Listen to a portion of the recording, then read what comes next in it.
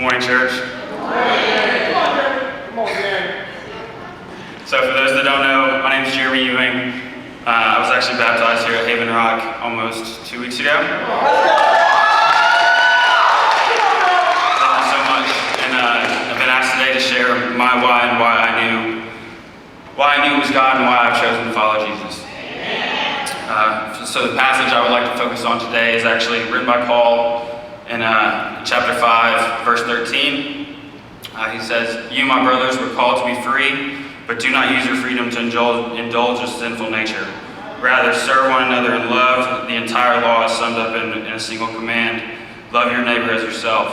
If you keep on biting and devouring each other, watch out, you will be destroyed by one another. So I say, live by the Spirit, and you will not gratify the desires of the sinful nature.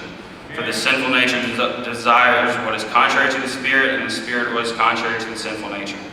They are in conflict with each other, so that you do not do what you want. But if you are led by the Spirit, you are not under the law." And he goes on to describe what the acts of the sinful nature are, whether sexual immorality, impurity, debauchery, and goes on to contrast that with the fruit of the Spirit. So how I knew it was God was clear by the fruit.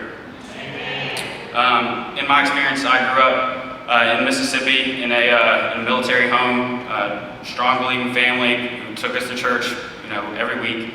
I was actually baptized at the age of 13, but in a very untested faith. And even though I believed in Jesus and knew that, I didn't know how to follow his commands at all.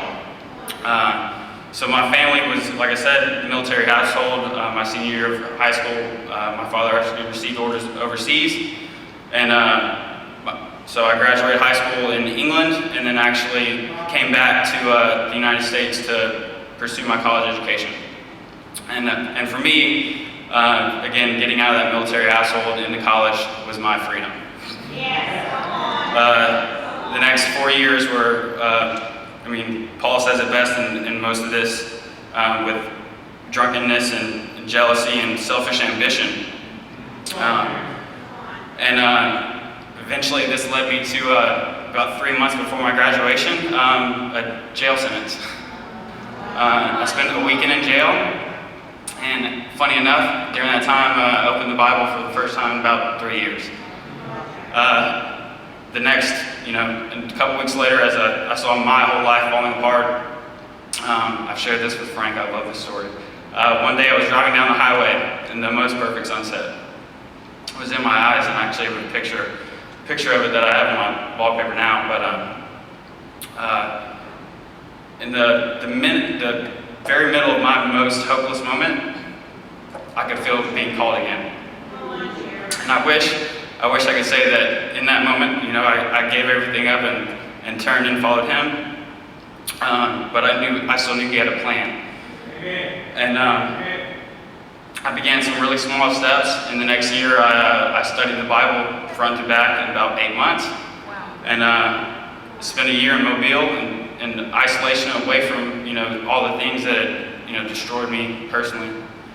And then actually moved to Birmingham with my roommate from college and my twin brother, and began to walk, do the routine things again, and come back to my religion and go to pray when I wanted to, and go to church when I could, and things like that. And actually was managing a gym off of Highway 280 when I met Aaron Bristol. And he called me to HavenRock, and from there, you all took over. It's obvious again when Paul says the fruit of the Spirit is love, joy, patience, kindness, goodness, faithfulness, gentleness, and self-control. Things that I lacked, but being around you people and of course the leadership here has inspired me again to devote my life to Jesus. Thank you. And